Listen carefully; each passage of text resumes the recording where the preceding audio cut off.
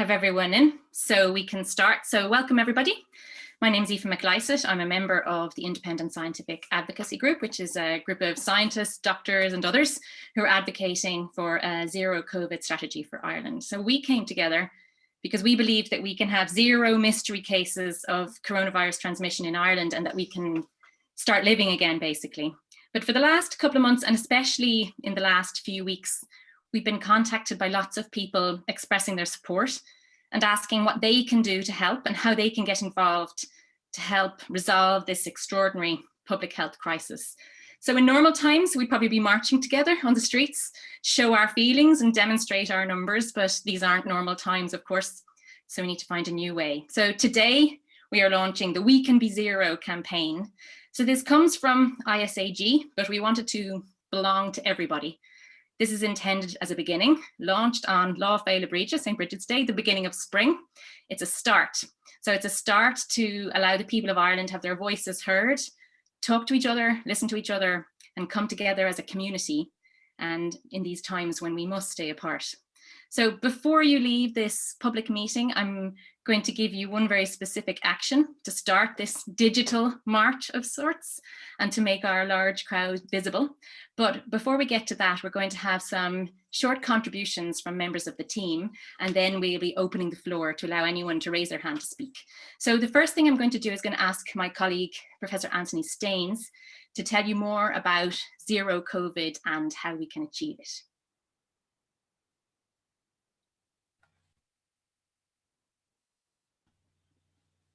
I'm Anthony Staines. I work in School of Nursing in DCU. Zero COVID is where we think the Ireland needs to. What it means is not no cases of COVID-19 ever. What it means is no cases arising in the community from unknown sources.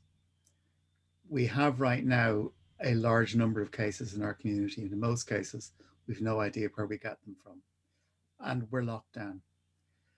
We contrast this with the situation in Australia, where there are cases of COVID-19, but they're all in quarantine in airport hotels. There's the occasional outbreak, and there have been 3 outbreaks in the last 2 months in Australia, and they've all been dealt with by very routine public health measures without closing down the country, without closing down whole cities. And that's where we want to go. Zero COVID is not about sealing the island off from the outside world.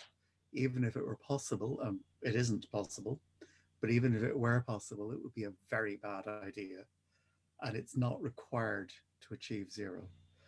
Managing the Northern Ireland border fairly and reasonably is a challenge, and as many speakers have said, it's easier if we cooperate on both sides of the border, and our team come from both sides of the border. We've worked both sides of the border. What does zero COVID mean for us? It means first staying with significant restrictions, probably for as long as the government plans right now. Because the government plans right now to keep these significant restrictions in place, probably till the end of April or further. It means controlling the borders. It means providing fair ways for the people at the border to live their lives. And it means quarantining people who come in from airports. And this is to stop everything starting again, because that is what has happened previously. And the third thing it means is we really, really push regional public health. We are now 10 months into a global pandemic, nearly 11 months in. Our public health teams are smaller than they were last March. They are less well equipped to identify cases, to find contacts, to stop the spread of infection than they were last March. Countries that have controlled this virus have gone the other way. They've boosted their public health teams. The gain of all of this is we get our economy back to something closer to normal for the vast majority of the summer. The alternative is to wait, perhaps till the start of winter, perhaps till November, when vaccination will have reached a level at which the virus is under sufficient control to open up again. So we hopefully will get next Christmas back. If we go to zero COVID, we can get much of our lives back before then. We can get much of our lives back by the middle of the spring, the end of the spring. And this is not a false hope. This is not delusional thinking. This is not impossible. It is challenging. It's not easy to do. But if you're interested in jobs, if you're interested in business, if you're interested in our economy, if you're interested in healthcare, if you're interested in reducing the burden of long COVID, zero COVID is the way to go. Thank you. Thank you, Anthony. That was perfect introduction for everybody. So one of the points that Anthony touched on there, of course, is the border. And because this is a common criticism that comes up, the difficulty in managing the border, we thought we'd address that up front here. You know, a lot of people say that because of the difficulty, there's no point in even trying.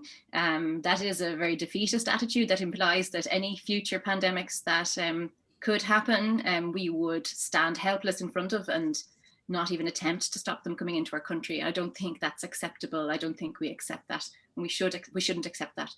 So just to give you a brief description of some of the possible ways of managing the difficulty, which is the border with Northern Ireland, I'll just call on Julie Merciel, who will give a few words on that.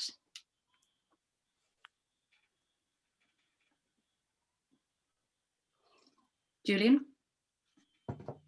Okay, I think I cut a bit. So yeah, as if I was saying, I would think that I probably got about 600 questions about our plan so far. 592 were about the border. So it's really the issue that everybody's wondering about. And I'll say a few words about that. So first of all, an approach to deal with COVID has to be geographical. That's the green zone strategy that we use. That means that every place is not the same as the other places. So Kerry is not the same as Dublin, for example. Some places will get out of this mess first and others last. And so we have to be aware of that. It sounds simple, but sometimes people will say, well, you can't abandon this county or that county. It's not abandoning, it's that you cannot solve everything together. So that means that wherever there are cases, you need to contain those places, which we can call like red zones.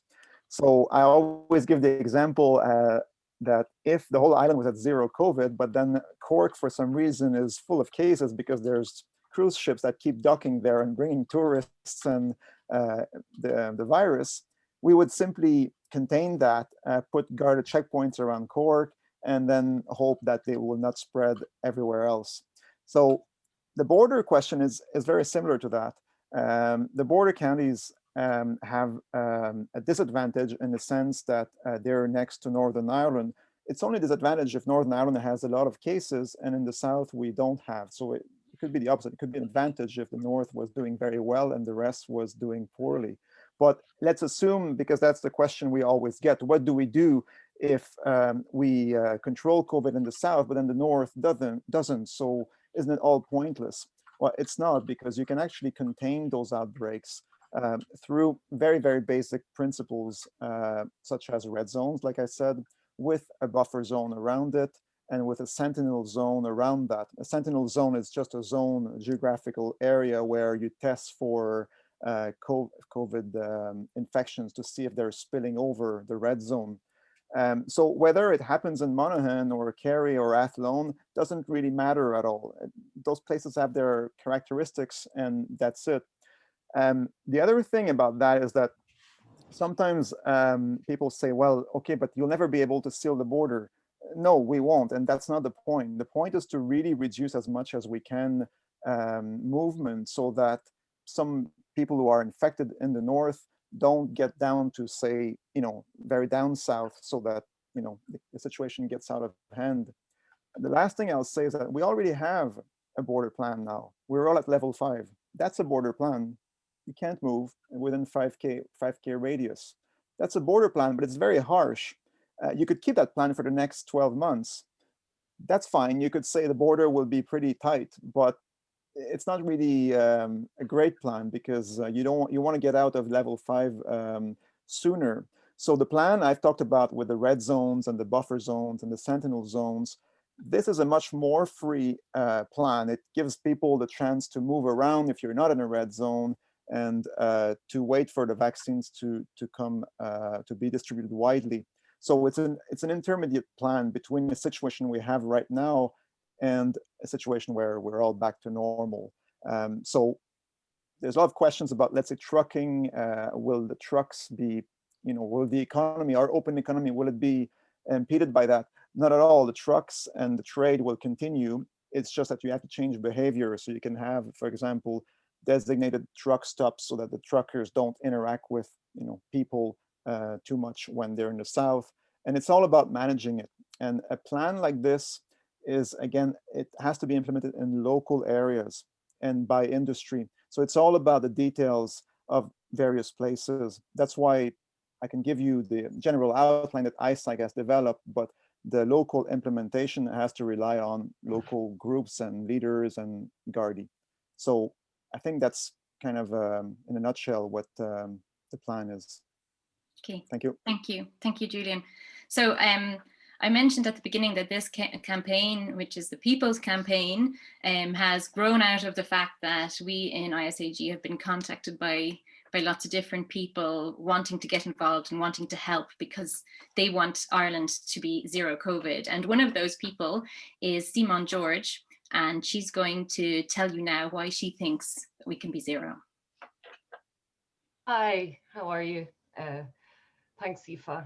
I don't know if, like me, you're struggling with everything right now, including now nearly a year into survival mode, remembering what life was like before this pandemic really began for us in March last year. But also if you're struggling to imagine or to dare to hope now for something better. And this day last year, my sister called me. I was working at home. I've always worked at home. I'm a freelance solicitor. And she said that my mum was not well. My mum had cancer and was in remission, but she was starting to get sicker. And as I arrived at the house, my mum was standing in the hall and her leg broke from the cancer. And back in pre-pandemic world, I was able to do what you can do when the terrible thing happens. And I called an ambulance and I called my sisters, and a neighbor came in and minded the kids, so they weren't there when she was being taken out. And I went with her to St. Vincent's and I sat on the floor because in A&E there were people not only in trolleys in the corridor, but in chairs that were there for visitors. And eventually, after they fasted her for 3 days, because only one operating theatre was working, even back in January last year, they operated on her leg and fixed it and brought her home. And as the news of the virus spread, she got sicker and had to go back into hospital. And then we were locked out.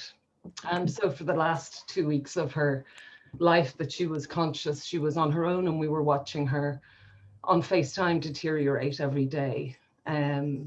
Luckily, under the rules that were there at the time, I could go in with my sisters for the last week, and eventually I got locked in on my own. I couldn't go home. She had a room and I was able to sleep by her bed as she died. And it's so strange to say, I feel so privileged because so many people don't have that now.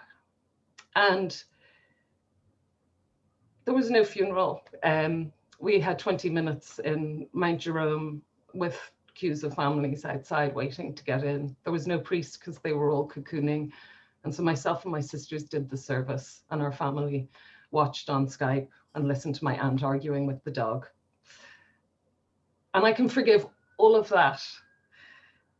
It was new. The virus was new. A pandemic was new. We could argue maybe forever if we should have been blindsided at all last March, but we were. So I can forgive all of that. We were doing the best with the tools that we had at the time.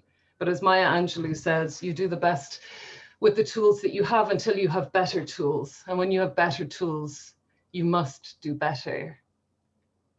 So 1 year on, I can't forgive that we're not further on, that my mother's ashes from that conveyor belt cremation are still on the shelf in her kitchen, that we haven't held her surviving sister and brother-in-law are in their 80s and 90s, and hopefully will be here a long time. We're a stubborn family.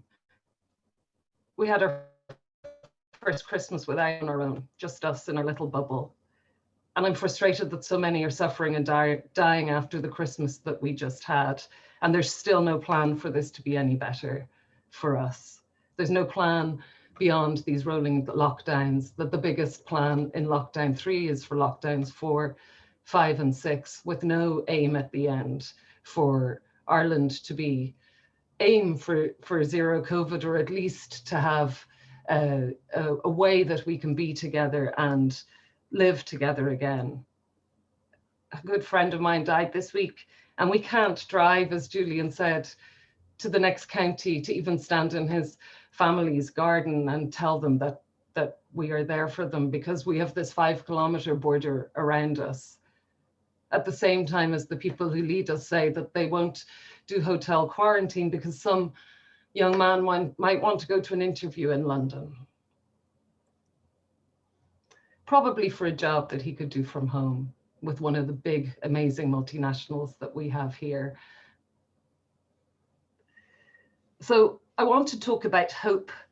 So I'm sorry sharing my grief with you, but I thought it really important to acknowledge the sacrifices that all of us in this country and this island have made for nearly a year now, because we are capable of making those sacrifices if there is an aim towards which we're all fixed. And when I say I want to talk about hope, I don't mean optimism. I want to talk about hope, how we can exercise our imagination, because if we can imagine something better and hope for it, we can then make it real. And the reason I'm saying that I don't call this optimism is because I've been through a crisis similar to this before and have read a lot about this. And someone who's been with me and my partner through this is a man called Admiral Stockdale, whose writing you might have heard about, the Stockdale Paradox. He was a prisoner of war in Vietnam. He endured years of torture and the deaths of the people who were with him. And when he was being interviewed by a man called Jim Collins said to him, when you talk about stoicism, when you talk about accepting the brutal facts of your reality, what did you make of the optimists? And he said, it is very clear. In that prisoner of war camp, the optimist said, we will be out by Christmas, and Christmas would come and Christmas would go, and then it would be Christmas again. And many of them died demoralized in their cells. Hope is not optimism. Hope is based in reality. Reality is accepting the brutal facts of your situation and maintaining the hope that you will prevail in the end, keeping those two things in tandem together. So this virus is awful. This pandemic is awful the world over. 3,000 people and counting in Ireland have died. These are the brutal facts of our reality. We weren't ready last March, but we have the capacity, I believe, to hope for something better and to really work towards that. And there's a discipline in that, in maintaining those two things at the same time, because there's nothing false about hope. It is the thing that drives you towards where you want to go. And zero COVID I see as a destination or an aim for all of us. We're a country of smart, talented people north and south of the border. And I brought with me my friend's painting of Killary Fjord, where many of our ancestors died during the famine and then survived, and also a signed copy of the Belfast Agreement, because my partner is from the north and somebody got this for him because he lost his sight on the same day that the Belfast Agreement was signed, a huge achievement in this country. We're capable of doing that, and we're capable of doing this. And I think this is what Irish people are asking for now, why so many people like myself contacted ISAG and said, what can we do to contribute towards this? What can we do to be the voices behind the numbers that we've seen in the polls in the last few weeks, the Morocco polls and the other poll relating to the side of the bargain that the government needs to now fulfill for Irish people. So I'm really looking forward to hearing what you all have to say, the ideas and the capacity we have here to do this. So thank you. Will you introduce the video as well, Simon? Yes, thanks, Aoife. So we listened to the messages that were coming in when we started to tell people that WeCanBeZero would be a place for people's ideas to come together. And so a fantastic Irish playwright, an activist, Grace Dias, wrote a script that came from these thoughts that have come in from people so far about maybe what we're going to talk about today. And Aoife, you might give some better detail on the rest of the people involved in that. Oh, to give proper credit. Oops, let me just find that. Sorry, this is. Don't worry, or we can do after. It's So yes, so Grace Dias is a writer and producer. Clean Lee created the music track, and Emma O'Grady is the voice performer that you're going to hear. It's never too late to save lives. It's the beginning of spring. We can see the light returning in New Zealand, Australia, and Vietnam. And we know it can make its way here too. Because deep within us there is a fire, and we are inspired, guided by science. We can be zero. We can see the horizon, the wood for the trees, where our health service can get off its knees. We can go back to work and school. Imagine someday dancing in a crowd. Wouldn't that be cool? We have to make Ireland a COVID-free zone, so we can come together for the 3,000 wakes that we've had to postpone. With summer in our bellies, we can make this lockdown our last. When we do it right, it will be fast. When we do it together, it will have meaning. It's Bridget's day now. It's time for healing. Zero COVID is not a promise. It's a destination. It's never too late to save lives. Zero COVID is the way we can live together again. It starts today. Join us.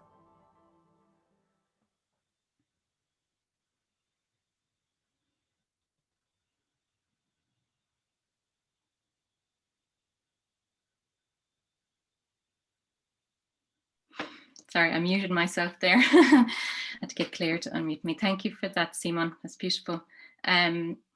So we've been trying to live with the virus for about a year now, and I think we can see it's not working. Even a small amount of untraced, out of control transmission in the community can quickly become a large amount. And we all saw that this month, I think. We've also seen that new variants are popping up and that these can be harder to control.